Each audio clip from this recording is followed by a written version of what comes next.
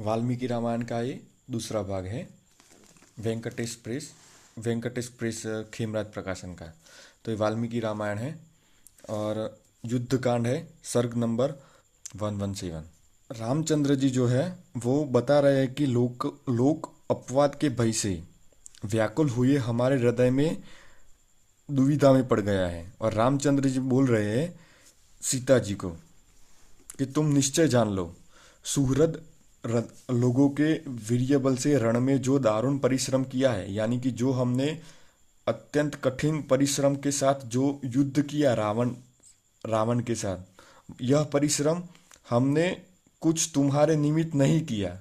यानी कि ये सीता जी को बता रहे हैं कि सीता जी, आपको पाने के लिए हमने ये सारा युद्ध तामझाम नहीं किया। क्यों किया, अब आगे बता रहे हैं। तुम्हारे हरण होने का अफवाह दूर करने के लिए और नीचता मिटाने के लिए। यानी कि एक स्त्री का जिस प्रकार से हरण किया गया था, उस नीचता को मिटाने के लिए और तुम्हारे अपहरण होने का अफवाह दूर करने के लिए। और सही कारण तो अब बता रहे हैं, विख्यात रघुवंशियों का बल वीर्य दिखाने के लिए ही हमने ऐसा कार्य करने को तैयार हुए। तो इसका अर्थ यह है कि ये अपने जो कुल है उसका अभिमान कर रहे हैं रामचंद्र जी, और बता रहे हैं कि अपने आप को बलवान होने का, अपने उनको वो घमंड या पर अपना अभिमान स्पष्ट हो रहा है। हे सीते, तुम्हारे चरित्र में हमको संदेह पड़ गया है। रामचंद्र जी, महान राजा रामचंद्र जी सीता जी के चरित्र पर शंका कर रहे हैं। इस कारण आंख दुखने वाले रोगी के समान, रखे हुए दीपक के समान तुम हमको सहने के जो अयोग्य पीड़ा ही दे रही हो। ये उदाहरण देकर समझा रहे हैं रामचंद्र जी। हे जनक नंदिनी, यह दशों दिशाओं खुली पड़ी है, इनमें से जिस दिशा में तुम्हारा अभिलाषा हो उस ओर तुम चली जाओ। अब रामचंद्र जी सीता जी को कुछ गालियां देने वाले हैं, आगे देखते हैं। तो पहले शंका की, फिर अब गालियां देंगे। तुम चली जाओ, हमारा आपसे कोई भी मतलब तुमसे कुछ प्रयोजन नहीं रहा। कौन श्रेष्ठ वंश में उत्पन्न हुआ, तेजस्वी पुरुष बहुत समय तक पराये घर में रही हुई, यानी कि अन्य किसी पुरुष के घर में रही हुई अपनी भार्या को सुहृद समझकर फिर कौन ग्रहण करेगा। रावण ने तुमको कुदृष्टि से देखा है और अंक में खींचा है, यानी कि अपने वहां पर ले गया था और बहुत बार सीता जी की तरफ रावण ने क्रूरदृष्टि की होगी। फिर हम तुमको ग्रहण करके किस प्रकार से अपने सुंदर और बड़े कुल को कलंकित कर सकते हैं। यानी कि रामचंद्र जी के लिए अपना कुल का अभिमान, अपने कुल का यश और अपने कुल को कलंकित होने का जो वो उनका जो यश पर हानि होने का जो उनको डर है, वो उनके लिए ज़्यादा मायने रखता है। इनके लिए सीता जी कोई महत्व नहीं रखती। इस कार्य में हम कुलीन, और ये शब्द स्वयं रामचंद्र जी के हैं और ये वाल्मीकि रामायण से है। ये देखिए, वाल्मीकि रामायण युद्धकांड सर्ग 170। जिसलिए तुमको जीत लिया, हमारा वह अभिप्राय सिद्ध हो गया। इस कारण अब तुमसे हमारा कोई प्रयोजन नहीं। जहां इच्छा हो वहां तुम चले जाओ। हे भद्रसीता, हमने कर्तव्य निश्चय करके ही तुमसे यह कहा। यानी कि हम सोच समझकर, विचार विमर्श करके, संपूर्ण बुद्धि के सहित निश्चय के साथ, कर्तव्य निश्चय के साथ बोल रहे। यदि तुम्हारी, अब ये गालियां शुरू हुई, यदि तुम्हारी, रामचंद्र जी ये गालियां निकाल रहे हैं किसको, सीता जी को। यदि तुम्हारी इच्छा हो तो तुम लक्ष्मण जी के साथ, भरत जी के साथ या शत्रुघ्न जी के साथ निकट रह सकती हो। यानी कि तुम उनके पास चले जाओ, उनके अंतःपुर में। अथवा हे सीते, तुम चाहो तो सुग्रीव या विभीषण के यहाँ पर तुम जाना चाहो तो वहां पर भी आत्मसमन आप कर सकते हो। जहां तुम स्वच्छंदता समझो उसी स्थान पर आप चले जाओ। तुम रावण के घर में बहुत दिनों तक रही हो, उसके ऊपर फिर तुम्हारा रूप भी असाधारण है। यानी कि ये शंका भी कर रहे हैं, आरोप भी लगा रहे हैं, गालियां भी दे रहे हैं। ये एक पति की तरफ से, एक सामान्य पति की तरफ से एक सामान्य स्त्री को दिए गए हुए और बोले गए अत्यंत कठोर से कठोर शब्द है। जो इस प्रकार से बोले जाते हैं। तुम रावण के घर में बहुत दिनों तक रही हो, श्रीलंका लंका में बहुत बार रही हो, और तुम्हारा रूप भी वैसे बहुत असाधारण, यानी कि बहुत तुम सुंदर भी हो। इसकी वजह से सीता तुम्हारा दिव्य रूप देखकर कौन जो पुरुष होगा जो तुम्हें पाकर अपने आप को रोक सकता है, यानी कि तुम्हारा वो ऐसा सुअवसर पाकर सुयोग्य पाए रावण तुमको कैसे क्षमा कर सकता है, यानी कि ये असंभव है। रावण ने सीता जी के मतलब वो शंका कर रहे हैं कि इनके साथ संभोग किया होगा, ऐसी संभावना व्यक्त कर रहे हैं रामचंद्र जी, जिन्होंने सदा ही प्यारे वचन सुने। वह माननीय जानकी जी प्राणनाथ के मुख से ऐसे कुप्यारे वचन सुनकर श्रेष्ठ हाथी की शुंडी से खींची बेली के समान बारंबार कंपायमान होकर नेत्रों से जल गिराने लगी, यानी कि सीता जी अब रोने लगी। इतने कठोर और क्रूर शब्द सुनकर अपने प्यारे पति के मुख से ऐसे शब्द सुनकर वो अत्यंत द्रवित हो उठी। हालांकि सीता जी बहुत पवित्र थी, आप सब जानते हैं, हम आगे देखेंगे क्या क्या हुआ। तो वो बहुत रोने लगी। रघुनंदन श्री रामचंद्र जी ने क्रोध युक्त होकर जब ऐसे रोमहर्षणकारी, यानी कि रोंगटे खड़े कर देने वाले अत्यंत कठोर वचन कहे, तब जानकी जी यह वचन सुनकर अत्यंत व्यथित हो गई।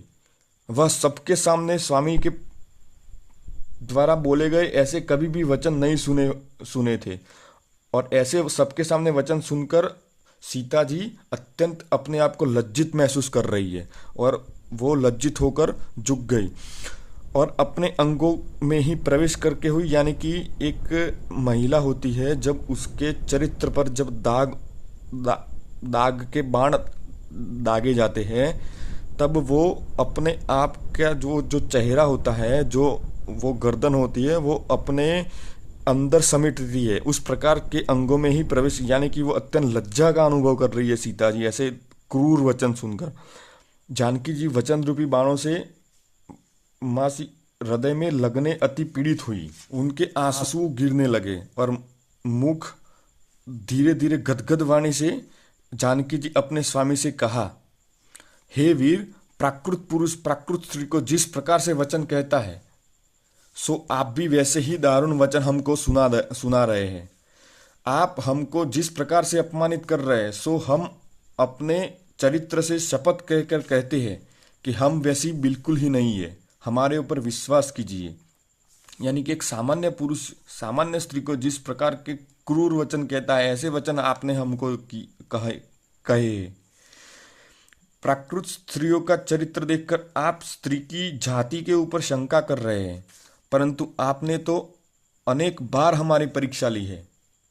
इस कारण इस शक को छोड़ दीजिए, शंका का त्याग करिए। हे प्राणनाथ, जब रावण ने हमारे शरीर को स्पर्श किया था, तब अपने वश में नहीं थी, सो हमारी इच्छा अनुसार उसने हमारा अंग नहीं छुआ। इसमें तो देव ही अपराध है।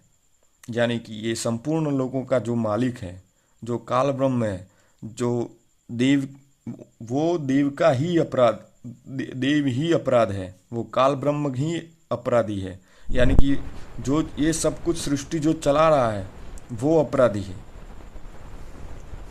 हे नाथ, ये भाग्य का दोष दे रही है सीता जी कि इसमें हमारी गलती नहीं थी, जो रावण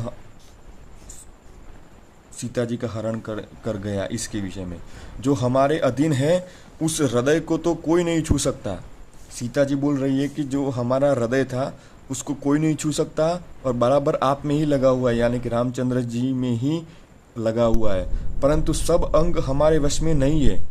फिर रक्षक के न होने से, यानी कि सीता जी का कोई रक्षण करने वाला उस समय नहीं था जब उनका हरण हुआ, तब जब उनको उठाकर रावण राक्षस ले गया, तब तो फिर रक्षक के न होने से रावण ने इन अंगों को छुआ। इसमें हमारा क्या अपराध है? और टेक्निकल देखा जाए तो ये सच ही दलील कर रही है सीता जी, गलत भी नहीं बोल रही है। मतलब बिल्कुल सही सही बता रही है कि कोई भी पुरुष किसी भी महिला को ऐसे ही बलात् बलात् मतलब जबरदस्ती किसी भी महिला को टच करेगा तो इसमें महिला का क्या दोष है। तो ये तर्क भी सही है। बहुत काल तक एक साथ रहने से आपका और हमारा अनुराग एक दूसरे पर बढ़ गया था, परंतु इतने दिनों तक संग रहने से भी जो आपने हमारे स्वभाव को नहीं जाना, हम इससे अत्यंत दुख में गिर रहे हैं। हे वीर, हनुमान जी को हमारे देखने को जब सीता को खोजने के लिए हनुमान जी गए थे, तब सीता जी बोल रही है कि तब उस समय आपने हमें क्यों नहीं छोड़ दिया, ये प्रश्न पूछ रही है। हनुमान हमको हमारे छोड़ने की वार्ता श्रवण कराते तो हम उसी समय इनके सम्मुख ही हमारे प्राण छोड़ देते। जो आप इस प्रकार के जो कठोर वचन बोल रहे हैं, तो उस वक्त ही हमारे प्राण हम छोड़ देते। रामचंद्र जी, जो हम उसी समय प्राण छोड़ देती तो आपको ऐसे जीवन संशय कर यानी कि हमारे ऊपर शंका करके युद्ध में व्यर्थ परिश्रम ना करना पड़ता, और सुहृद लोगों को भी ऐसे कष्ट नहीं सहने पड़ते। यानी कि सुग्रीव इत्यादि जो अन्य योद्धा थे, उनको श्रम नहीं करना पड़ता अगर सीता प्राण त्याग देती तो। हे राजा शार्दूल, आपने क्रोध के वश में आकर प्राकृत मनुष्यों के सामान्य लोगों की भांति समान हमको ही साधारण स्त्री मन में समझ लिया है। हम जनक जी के औरस से पैदा हुई है, और यानी कि हम जनक राजा के मिथिला नरेश के हम पुत्री है। हम जानकी मिथिला इत्यादि नामों से लोग हमें पुकारते हैं। यज्ञ भूमि से उत्पन्न हुई है, इसी कारण अयोनिजा होने पर भी हमें विभिन्न नामों से पुकारा जाता है। ऐसे संस्कारित पवित्र चरित्र को भी हमारे ग्रहण करने का हेतु नहीं समझा। हमारे भक्ति और सच्चरित्र इत्यादि गुण ग्रामों ने आपके निकट आदर नहीं पाया। सीता जी जो भक्ति कर रही थी, अपने पति भक्ति ही तो थी। ये प्रेमानंद जी महाराज जी भी कई बार बोलते हैं कि पति की भक्ति करो, पति की भक्ति से आपका मोक्ष हो जाएगा। तो ये पति के भक्ति करने का नतीजा मिला सीता जी को। ये शास्त्रों से प्रमाण मिलता है कि पति की भक्ति से क्या पाया सीता जी ने। केवल पति से केवल शंका ही प्राप्त हुई, और आगे अग्नि स्नान करना पड़ा, भूतल में समाना जाना पड़ा, कितने कितने कष्ट सहने पड़े सीता जी को। तो हम पति भक्ति का फिर कोई औचित्य नहीं रहा। यहाँ पर भक्ति करनी है तो ईश्वर की भक्ति करनी होगी। सच्चरित्र इत्यादि गुण ग्रामों ने आपके निकट नहीं आदर पाया। आप रामचंद्र जी ने जरा सा भी आदर नहीं किया। ऐसा समझ पड़ता है कि आपने जो हमारा बालकपन में पाणी ग्रहण किया था, यानी कि बचपन में ही 6 साल की उम्र में ही हमारी जो शादी करके आप बचपन से ही लेकर आए हो। यानी कि जब छोटी बच्ची थी, पहली कक्षा में पढ़ने वाली, जब जो 6 साल की उम्र वाली जो बच्ची होती है, बिल्कुल उतनी ही उम्र थी, तब बचपन से लेकर मतलब शादी करके आप लेकर आए हैं और पाणी ग्रहण हमारा किया था। तब से आप हमें जानते हो। तब से तो ये बच्ची है वो मतलब सीता जी वो रामचंद्र जी के साथ रही है, तो फिर वो उनके चरित्र पर शंका करके उनके ऊपर दाग लगाना कोई औचित्य नहीं रहता। अब सीता जी रोती हुई आगे दीन भाव से लक्ष्मण जी से बोली, हे लक्ष्मण, ऐसी मिथ्या निंदा से भ्रमित, निंदा से ग्रसित हो हम जीना ही नहीं चाहती। इसलिए ऐसे रोग की एक ही औषधि है, तुम चिता तैयार करो और लकड़ी एकत्रित करके तुम चिता तैयार करोगे तो हम अग्नि स्नान कर देंगे। यानी कि एक महिला का एक अपने भावनाओं को इस प्रकार से प्रताड़ित हो चुकी है कि वो अब मरने का विषय में सोच रही है, क्योंकि जिस प्रकार से अपमान किया गया वो अत्यंत ही घृणित कृत्य है। स्वामी ने हमारे गुणों को अप्रसन्न होकर जन समूह के बीच में हमको छोड़ दिया है, इसलिए अब हम अग्नि में प्रवेश करके अपनी अनुरूप गति को प्राप्त करेंगी। जानकी जी के ऐसे वचन परम वीर घाती वीर्यवान लक्ष्मण जी ने क्रोध में भरकर रामचंद्र जी के मुख की ओर देखा। यानी कि यहाँ पर एक राजा रामचंद्र जी के मुख की ओर लक्ष्मण जी देखकर उनके इशारा का इंतजार कर रहे हैं और इशारे से संकेतों से प्रयास कर रहे हैं कि उनका क्या अभिप्राय निर्णय है। इतना सब कुछ तो बताया, इतनी सारी दलीलें तो सीता जी ने की, फिर भी अब उनका क्या कहना है इस विषय पर लक्ष्मण जी ने संकेतों का अपेक्षा से रामचंद्र जी की ओर देखा, लेकिन उन्होंने कुछ भी संकेत नहीं दिया। तब मन का उनका अभिप्राय जानकर अभिलाषा जैसे सीता ने बताई उस प्रकार की चीता बनाई और उस काल में कोई भी इस कालांत यमराज के समान रामचंद्र जी के ऊपर विनय नहीं किया। तो वहाँ पर कोई भी साहस करने, रामचंद्र जी के सामने साहस करने के लिए कोई भी तत्पर नहीं हुआ। अब सीता की अग्नि परीक्षा होती है।